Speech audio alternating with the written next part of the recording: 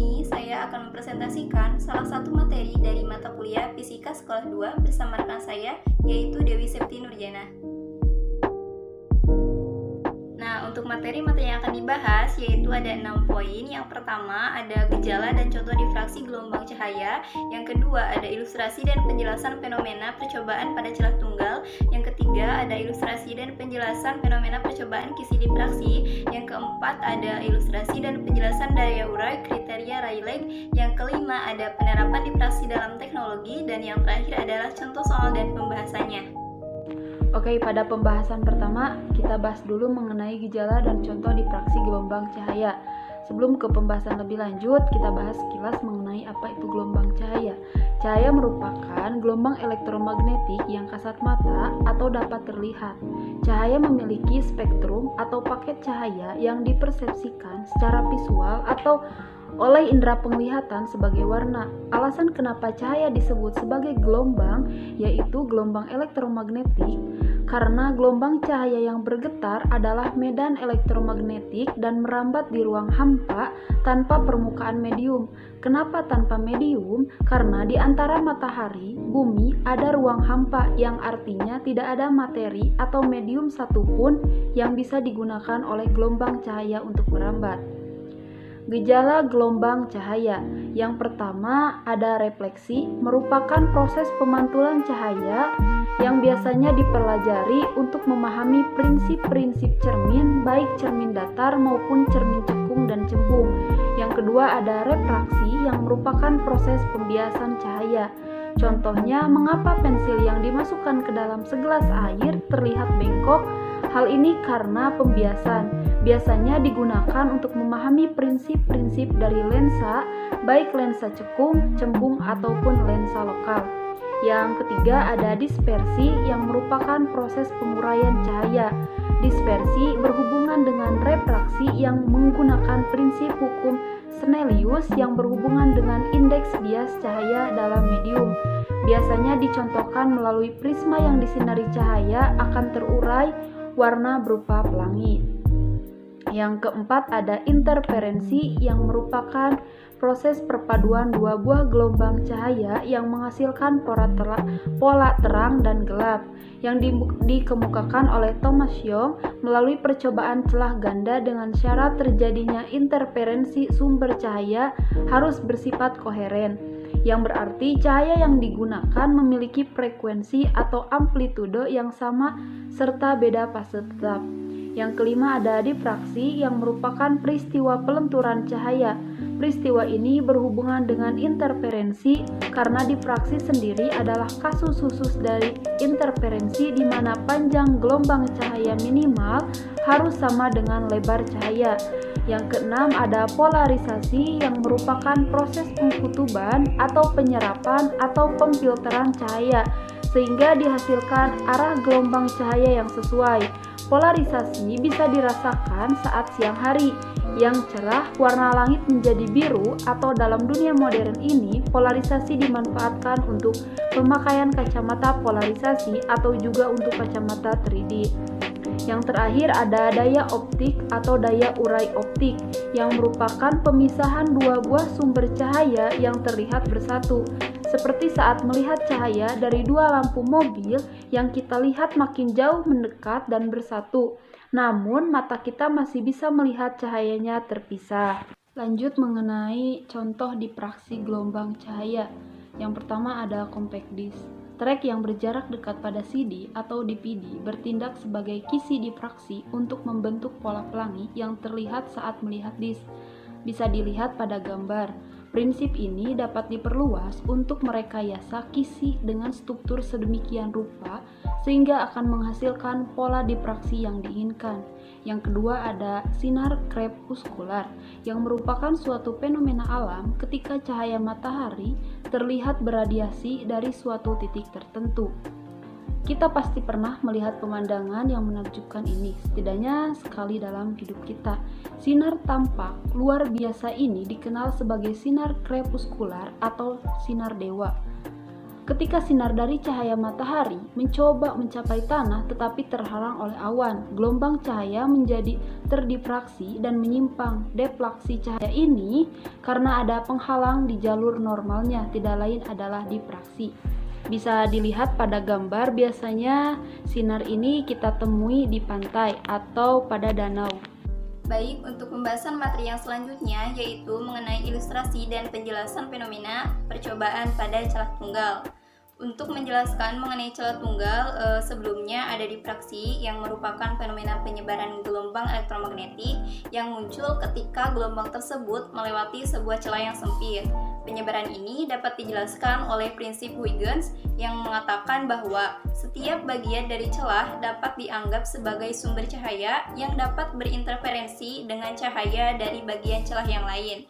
Dapat kita lihat pada gambar di bawah yang menunjukkan bahwa fenomena difraksi pada layar dengan lambda merupakan panjang gelombang sumber cahaya, theta sudut yang dibentuk oleh cahaya yang terdifraksi dengan terang pusat, dan D merupakan lebar celah. Nah, pada gambar tersebut merupakan proses difraksi cahaya ketika melewati celah tunggal. Ketika cahaya difraksi bergabung, maka ia akan menghasilkan pola terang atau gelap yang dihasilkan dari interferensi gelombang. Lanjut, mengenai ilustrasi dan penjelasan fenomena percobaan kisi difraksi. Kisi adalah sebuah susunan dari sejumlah besar celah sejajar yang lebar dan jarak antara celahnya sama. Kisi-kisi dapat dibuat dengan menggunakan sebuah ujung intan untuk menggoreskan banyak alur yang berjarak sama atau presisi tinggi pada sebuah kaca atau permukaan logam. Jika seberkas cahaya monokromatis dilewatkan pada kisi, pola difraksi yang dihasilkan pada layar berupa garis terang dan garis gelap. Secara bergantian, pola difraksi yang dihasilkan kisi jauh lebih tajam dibandingkan dengan interferensi celah ganda. Bisa dilihat pada gambar. Semakin banyak celah pada sebuah kisi yang memiliki lebar yang sama, semakin tajam pola difraksi yang dihasilkan pada layar. Interferensi maksimum terjadi bila beda lintasan cahaya terang dari dua celah yang berdekatan sebesar kelipatan bilangan bulat dari panjang gelombang, sehingga delta S sama dengan D sin theta dan delta S sama dengan lambda, 2 lambda, 3 lambda, dan seterusnya. Sehingga interferensi maksimum yang terjadi pada kisi difraksi dapat dirumuskan sebagai berikut, yaitu D sin theta sama dengan M lambda, di mana D sama dengan 1/N, dengan D sama dengan jarak antara celah atau tetapan kisi, N besar adalah jumlah garis persatuan panjang, lambda sama dengan panjang gelombang, M sama dengan orde dari difraksi 1, 2, 3, dan seterusnya, M sama dengan 1 untuk pita terang ke-1 dan M2 untuk pita terang kedua. Nah, untuk yang selanjutnya, yang pertama untuk interaksi minimum akan menghasilkan pola gelap dengan formulasi D kali sin theta sama dengan M dikali lambda, dengan M merupakan urutan pita gelap. Jika sudut theta memiliki nilai yang terkecil, dan interaksi minimum akan terjadi jika selisih lintasannya adalah 2N kali setengah kali lambda, maka rumusnya akan menjadi dP dibagi L sama dengan N dikali lambda, dengan D adalah lebar celah, P adalah jarak antara pita gelap terdekat, dan L adalah jarak antara celah ke layar. Yang kedua, difraksi cahaya pada celah tunggal akan menghasilkan interferensi maksimum dari celah apabila selisih antara cahaya yang datang dari A dan B adalah 2N ditambah 1 dikali setengah dikali lambda. Persamaan interferensi maksimum atau garis terang yaitu dP dibagi L sama dengan 2N tambah 1 dikali setengah dikali lambda. Nah, ini adalah merupakan salah satu percobaan difraksi cahaya yang melewati celah tunggal.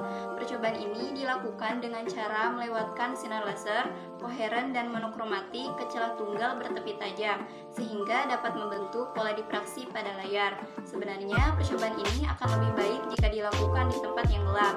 Nah, yang paling penting adalah pastikan cahaya dapat menembus celah tunggalnya sehingga sinar dapat terlihat di layar. Nah, seperti itulah percobaan difraksi cahaya pada celah tunggal. Terlihat kan pita terang dan gelapnya?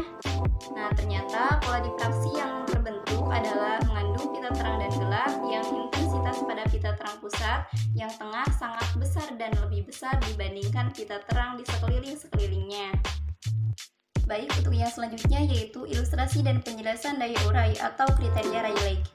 Jika kita memiliki dua benda titik yang terpisah pada jarak tertentu, bayangan kedua benda bukanlah dua titik, tetapi dua pola difraksi. Jika jarak pisah kedua benda titik terlalu dekat, maka pola difraksi kedua benda saling menindih. Kriteria Rayleigh yang ditemukan oleh Roy Rayleigh menyatakan bahwa dua benda titik yang dapat dibedakan oleh alat optik jika pusat pola difraksi benda titik pertama berimpit dengan pita gelap atau minimum ke satu pola difraksi benda kedua. Bisa dilihat lebih jelasnya pada gambar di bawah ini. Ukuran sudut pemisah agar dua benda titik masih dapat dipisahkan secara tepat berdasarkan kriteria Rayleigh itu disebut dengan sudut resolusi minimum atau delta M, di mana D merupakan diameter bukan alat optik, L adalah jarak celah ke layar, DM merupakan jari-jari lingkaran terang, dan theta merupakan sudut resolusi.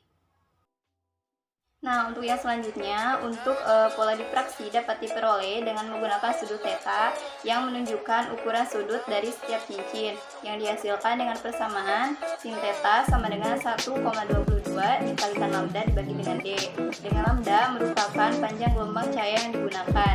Untuk sudut-sudut kecil, maka diperoleh theta hampir sama dengan sin theta, hampir sama dengan tan theta, sama dengan dm dibagi L, dan sama dengan sudutnya theta, sehingga dapat ditulis theta sama dengan 1,22 dikali lambda dibagi D, dm dibagi L sama dengan 1,22 dikali lambda dibagi D, dm sama dengan 1,22 dikali lambda dikali L dibagi dengan D.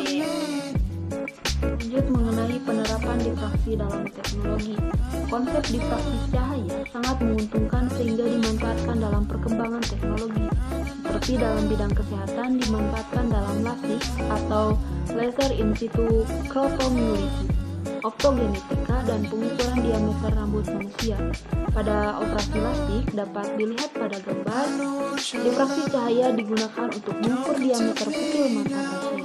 Pada optogenetika, difraksi cahaya digunakan untuk menyebarkan cahaya pada sel saraf otak untuk penyembuhan pasien dengan penyakit saraf stroke, Alzheimer, dan PTSD atau Post Traumatic Stress Disorder.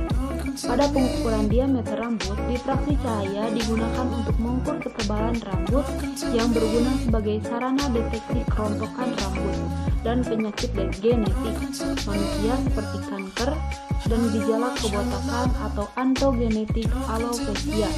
Yang kedua, penerapan difraksi dalam teknologi diterapkan dalam hologram.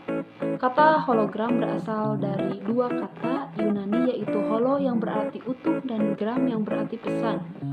Hologram adalah produk dari teknologi holografi yang terbentuk dari perpaduan cahaya yang koheren dan dalam bentuk mikroskopik. Hologram bertindak sebagai gudang informasi optik yang kemudian membentuk satu gambar. Bisa terlihat pada gambar. Selain gambar juga ada pemandangan atau adegan. Ini adalah salah satu teknologi bagus yang menjanjikan kita untuk masa depan yang luar biasa. Yang luar biasanya lagi, hologram pada dasarnya memanfaatkan difraksi untuk menghasilkan kesan 3D. Versi gambar yang berbeda dapat terdifraksi dengan mencapai lensa dari berbagai sisi. Semuanya membentuk pola interferensi. Pola ini kemudian dibuat jauh pada plat holografi. Terakhir memberi kita pengalaman 3 dimensi. Selanjutnya adalah contoh soal dan pembahasan. Untuk contoh soal yang pertama yaitu celah tunggal. Cahaya monokromatik dari sebuah sumber jauh datang pada sebuah celah tunggal yang lebarnya 3,00 nm. Jarak terang pusat dari pola difraksi ke gelap pertama sama dengan 1,8 mm. Jika jarak layar ke celah 60 cm, berapakah panjang gelombang pada cahaya tersebut? Penyelesaiannya yaitu pada soal ini besaran yang diketahui adalah D sama dengan 3 nm sama dengan 3 kali 10 pangkat min 9 m. P sama dengan 1,8 mm sama dengan 1,8 dikali 10 pangkat min 3 m. dan N sama dengan 1, yaitu gelap pertama. L sama dengan 60 cm sama dengan 0,6 meter. Jadi, panjang gelombang cahaya monokromatik adalah sebagai berikut. D dikali P dibagi L sama dengan N dikali lambda. 3 kali 10 pangkat min 9 dikali 1,8 kali 10 pangkat min 3 dibagi dengan 0,6 sama dengan 1 dikali lambda. Lambda sama dengan 9 kali 10 pangkat min 12 M. Jadi panjang gelombangnya atau lambdanya itu adalah 9000 meter. Untuk contoh soal yang kedua yaitu daya urai. Tentukanlah daya urai optik dari sebuah celah dengan diameter 1 mm. Jarak celah layar 2 m yang menggunakan cahaya dengan panjang gelombang 580 nm. Penyelesaiannya yaitu besaran yang diketahui pada soal ini D sama dengan 1 mm dirubah ke dalam M yaitu 1 kali 10 pangkat min 3. Lambda sama dengan 580 nm diubah ke dalam M yaitu 580 dikali 10 pangkat min 9. Dan L sama dengan 2M. Yang ditanyakan adalah DM. Soal ini dapat diselesaikan dengan menggunakan persamaan daya urai alat optik, di mana DM sama dengan 1,22 dikali lambda dikali dengan L dibagi dengan D.